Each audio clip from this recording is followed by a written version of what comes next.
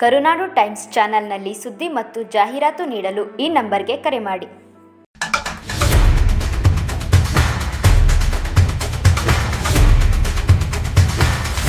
ಸೌಹಾರ್ದ ಭಾರತ ಅನ್ನೋ ಪುಸ್ತಕವನ್ನ ಬರಗೂರು ರಾಮಚಂದ್ರಪ್ಪ ಅವರ ಪುಸ್ತಕವನ್ನ ಇವತ್ತಿಗೆ ಬಹಳ ಮುಖ್ಯವಾಗಿರುವಂತಹ ಪುಸ್ತಕವನ್ನ ಬಿಡುಗಡೆ ಮಾಡ್ತಾ ಇದೀವಿ. ಮೊದಲಾಗಿ ನಾನು ಮತ್ತೆ ಇದನ್ನ ರಿಪೀಟ್ ಮಾಡ್ತಾ ಇದ್ದೀನಿ ಅಂತ ಅನ್ಸುತ್ತೆ ನಿಮ್ಗೆ. ಇಲ್ಲಿ ನಮ್ಮವರು ಯಾರು ಅಂದ್ರೆ ಇಲ್ಲೊಂದಷ್ಟು ಸಂಘಟನೆಗಳ ಹೆಸರುಗಳಿದಾವೆ. ನಾವು ಇರೋದೇ ಒಂದು 10-15 ಜನ ಇದೀವಿ ಅಷ್ಟೇ.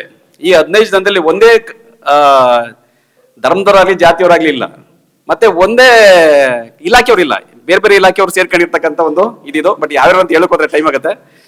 ಒಂದು 10-15 ಜನ ಇದ್ದೀವಿ. 10-15 ಯಾಕಂತ ಇದೀನಿ ಅಂದ್ರೆ +5 ಆಗುತ್ತೆ, ಒಂದ್ಸರಿ -5 ಆಗುತ್ತೆ. ಇಷ್ಟು ಜನ ಇರ್ತೀವಿ. ಇಷ್ಟು ಜನ ಸೇರಿ ಒಂದು ಕಾರ್ಯಕ್ರಮವನ್ನ ಮಾಡ್ಬೇಕು ಅಂತ.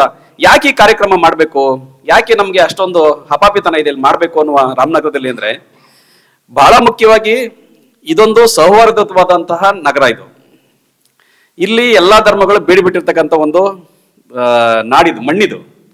ಇಲ್ಲಿ ಅನೇಕ ಕಾರ್ಯಕ್ರಮಗಳನ್ನ ಮಾಡ್ಬೇಕು. ಯಾಕೆ ಮಾಡ್ಬೇಕಂದ್ರೆ ನನ್ಗನ್ಸುತ್ತೆ ಇವತ್ತು ನಾವು ದುರಿತ ಕಾಲದಲ್ಲಿ ಇದ್ದೇವೆ ಅಂತ ಅನ್ಸುತ್ತೆ. ಬಹಳ ದುರಿತ ಕಾಲದಲ್ಲಿ ಇದ್ದೀವಿ.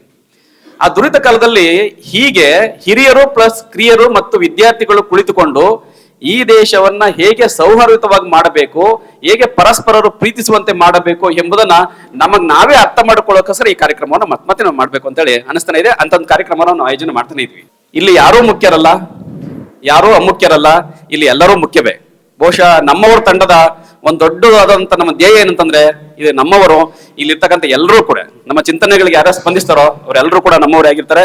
ಈ ದೇಶವನ್ನ ಪ್ರೀತಿಸುವ, ಈ ದೇಶವನ್ನ ಸೌಹಾರ್ದಯುತವಾಗಿ ಕರ್ಕೊಂಡು ಹೋಗುವಂತ ಧ್ಯೇಯವನ್ನ ಇವತ್ತು ಅವ್ರಿಗೆ ರಕ್ತಗತವನ್ನಾಗಿ ಮಾಡಿದರೆ ಈ ದೇಶವನ್ನ ಕಾಪಾಡುವಂತ ಒಂದು ದೊಡ್ಡ ಜವಾಬ್ದಾರಿಯನ್ನು ಅವ್ರು ಹೊತ್ಕೊಳ್ತಾರೆ. ಆ ನಿಟ್ಟಿನಲ್ಲಿ ವಿದ್ಯಾರ್ಥಿಗಳಿಗೆ ನಾವೊಂದು ಹೆಚ್ಚು ಇಲ್ಲಿ ಫೋಕಸ್ ಅನ್ನು ಮಾಡ್ಬೇಕಂತ ಕೇಳ್ಕೊಳ್ತಾ ಈ ಒಂದು ಪುಸ್ತಕ ಬಿಡುಗಡೆ ಬಂದಿರತಕ್ಕಂಥ ತಮ್ಮೆಲ್ಲರೂ ಕೂಡ ಮತ್ತೊಮ್ಮೆ ಮಗದೊಮ್ಮೆ ಸ್ವಾಗತವನ್ನು ಕೊಡ್ತಾ ಇದ್ದೀನಿ. ಇನ್ನೊಂದು ವಿಷಯ ನಿಮ್ಗೆ ಹೇಳಬೇಕು. ವೇದಿಕೆ ಮೇಲೆ ಅನೇಕ ಗಣ್ಯರಿದ್ದಾರೆ, ಬಟ್ ನಮ್ಗೆ ಶೇಷಾದ್ರಿ ಸರ್ ಇದ್ದಾರೆ. ಯಾವಾಗ್ಲೂ ನಮ್ಮವರ ಕಾರ್ಯಕ್ರಮದ ಬಹಳ ಮುಖ್ಯ ಬೆನ್ನೆಲುಬು ಅವರು.